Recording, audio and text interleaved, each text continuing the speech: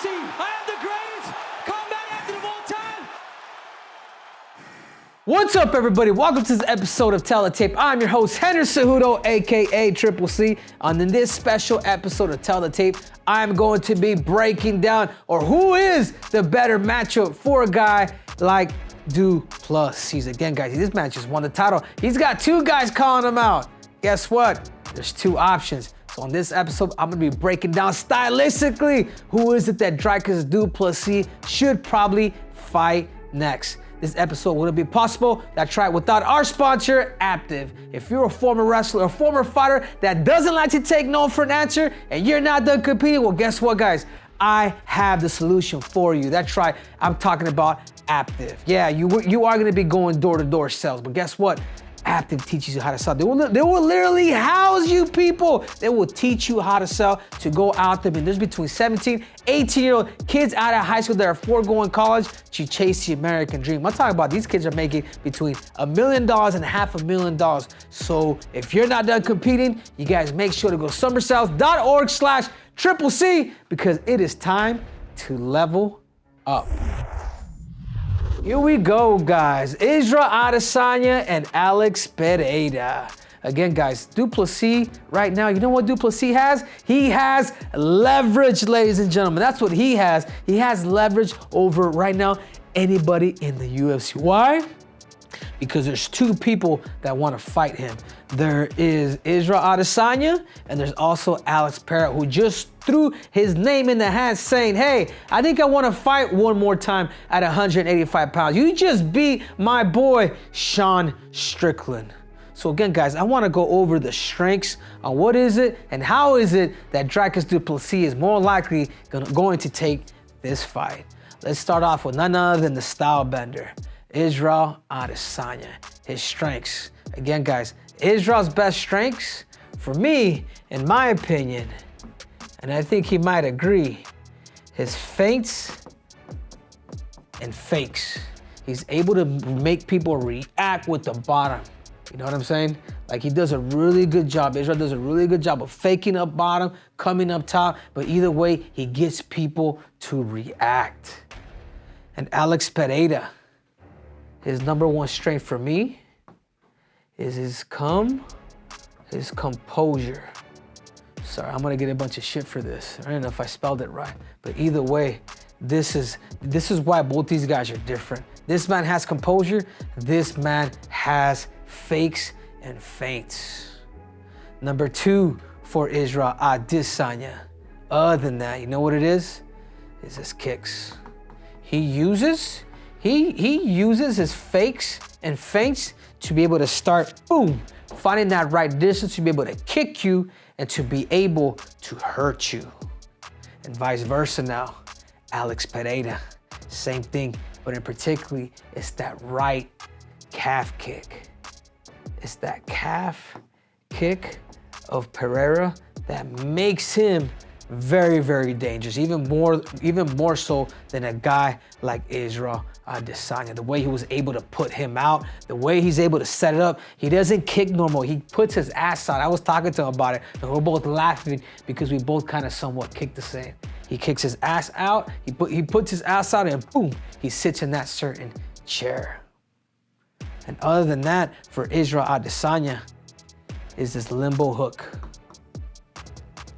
Limbo hook for Israel Adesanya. It's not a check hook. It's almost like he should almost patent it because more of his hook is based more on he'll go back and then he'll like swing it this way rather than a typical left hook.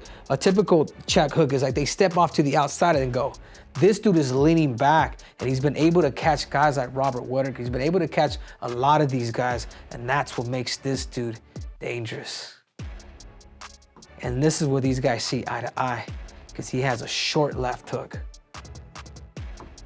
That's really, really dangerous. Pereira's different. He's not leaning. He's, boom, stay in the pocket and literally hitting you and hurting you. And actually, if you really want to talk about who has a more dangerous hook, it's this guy right here. Who has more dangerous calf kicks? It's this guy right here. You know? And to top it off for Israel Adesanya's last strength for Israel Adesanya, it's probably one of the most important ones, is his distance recognition. Again, guys, you know, you guys might as well call me Dr. Cejudo, you know, Francois. His distance recognition. On top of his feints, his kicks, his limbo hook, what also makes Israel Adesanya very special is he understands the distance game. And he's one of the few strikers that have been able to really win a MMA world title because he's been able to make those adaptations. He's been able to make that adaptation according to, you know, the takedowns, according to those jumping knees, according to people running at you. He's able to do that very, very, very well.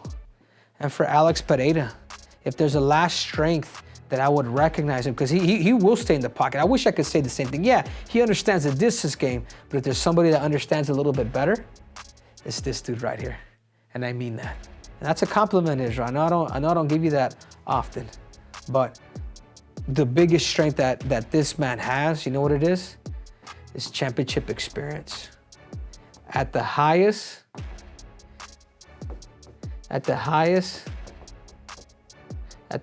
levels. This man has championship experience. You know, like he's from being a former two-time Glory World champ to now a 2-division champ in the UFC. He as good as he is of a fighter, he just knows how to win. And when guys like that know how to win, it's extra special. So then I'm thinking right now, I was like, dude, both these guys are gonna have to fight Dricus Du Plessis because Du Plessis is in a really, really good position. But this is their strengths that I feel that both of these guys are going to have to use with a guy like Dricus Du Plessis. But now let's go over the weaknesses. You know, what is Israel Adesanya's and Alex Pereira's weaknesses? Where is it that Dricus Du Plessis can more likely expose these dudes? Let's start off with Alex Pereira.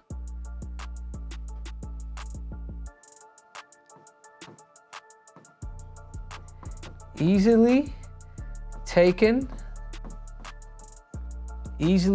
down. That's one thing that I will say about Alex Pereira.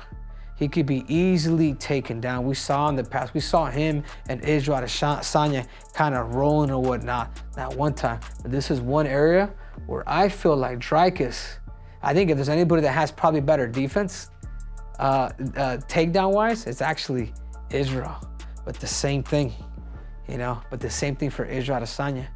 He can be taken down. His defense ain't bad, but he can be taken down. Maybe not as easily as a guy like Alex Pereira, but he can be taken down. You know, and I also think of if there's a weakness that I would say after watching that Sean Strickland fight too with Israel Adesanya, and this is where if I'm Dricus, where are we looking to expose a guy like Israel Adesanya? Is pressure him. Pressure him.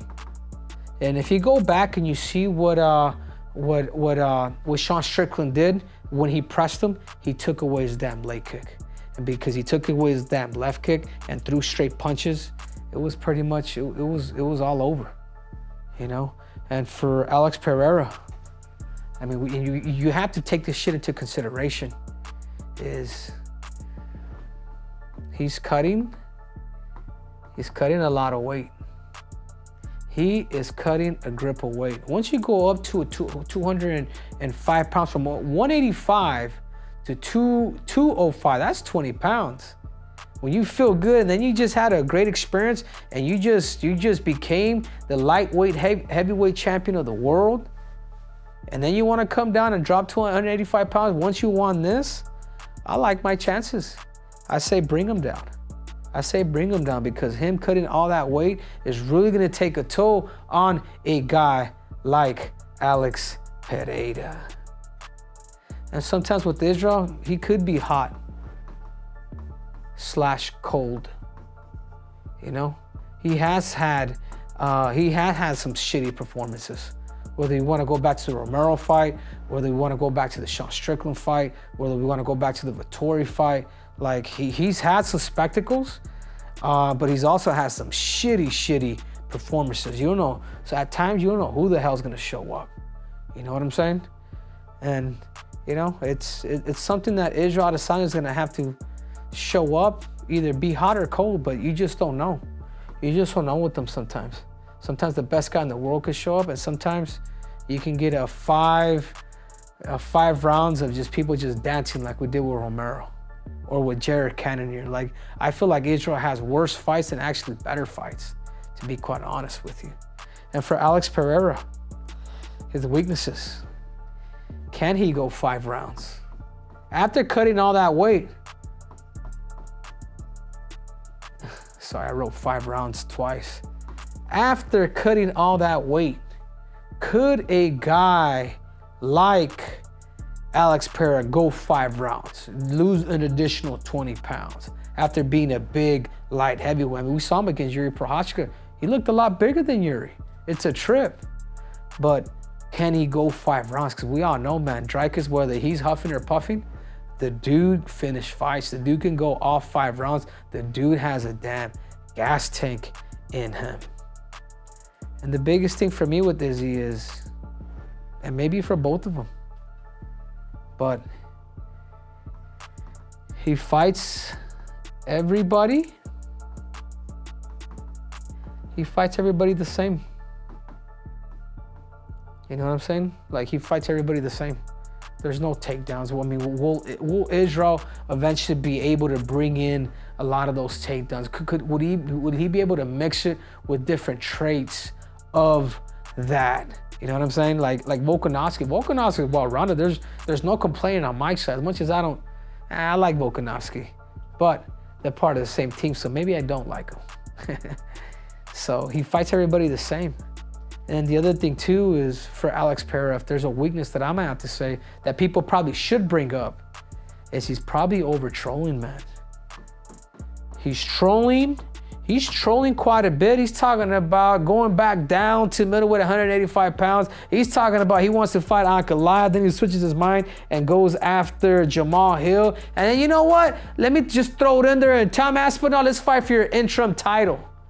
I mean, could the trolling get too much for him? You know, or is he just trolling? Does he want to go up to 185 pounds? Or is his manager just doing a hell of a good job? Because I tell you what, his name is out there. So if he is trolling or if he is serious, but either way, if you go down to 185 pounds and you're talking about heavyweight, you're a bit undecisive, like you're really playing the game. You know what I'm saying? But I'll tell you one thing, that 185, I like it, but I really don't think it actually benefits you. So who is it, guys? If I'm Dricus Du Plessis, I said it before, guys, Dricus Du Plessis, if I had to pick somebody for you to fight, if there's one of these guys, you know what I would do? I would tell this dude right here to take a hike. To take a hike somewhere for the time being. Those are supposed to be mountains, by the way.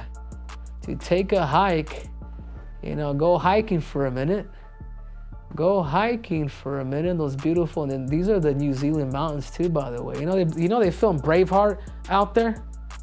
And I would literally go for this guy. I would go for Alex Pereira. Why? Is because you could have not just one of these, but you could have 2. And how good does that, you know what, I'll put it right here. How good would that look, Dricus Du Plessis? How good would that look, Dricus Du Plessis? This man will be able to wait. This man will always be there. He was talking about fighting in 2027. You know, all that smack talk that you guys had going, now that you're the champ, you tell him to go take a hike. You go after a guy who is talking about going back down to 185 after going up 20 lbs, 20 pounds, and he expects to perform the same. This guy has better wrestling defense than this guy. There's a time for you to expose him. So I say, Dricus Du Plessis, if I'm your coach, if I'm your mentor, if I'm your teacher, I'd say I go after Alex Pereira. I beat him at 185 pounds, and then I go up to 205. And then once I beat him, I can be granted a title shot at 205. And then after I do that, I ask for Israel Adesanya. Why am I saying that, guys? Because it's happened to me. If there's anybody that this has happened literally to me. When I beat Demetrius Johnson, I wanted to fight the winner of Cody and TJ, and they said, all right, Henry, what do you want to do? We can automatically give you a title shot at 135 pounds because they want to get rid of the division. And then TJ wanted to go down. I'm just like, you know what? Let's deplete this dude. Let's have this dude cut all that weight. Let me knock his ass out, which is what I did. And then you know what happened? I got the title shot at 135 pounds. And Dricus Du Plessis, if you beat this dude at 185 pounds, you're gonna be guaranteed a title shot at 205. And you'll be part of a prestigious mound that's called the simultaneous champ. It's not just champ, it's simultaneous because in the men's division, there has only been 3. Conor McGregor, Daniel Cormier, and yours truly, the one and only, the greatest combat athlete of all time, the Triple C. Chase greatness, make him take a hike, go after another title shot, and then call him back in and make all that money and make it rain in South Africa. That's right, guys. And this video wouldn't be possible without our sponsor. That's right, Aptive. Guys, if you're a wrestler, a former fighter that is not done competing, and you got a good little mouthpiece, you love to sell, well, guess what? Or maybe you don't know how to sell. Aptive will house you. They will teach you how to sell, and you can go off on your own way. Guys, I know between 17, 18-year-olds, kids that are foregoing college to chase the American dream, between making $500,000 to $1 million. Yes, that's right, by going door-to-door knocking, but they will teach you how to sell. So you guys make sure to go to summersales.org/CCC because it's time to level up. Till next time, I'm out.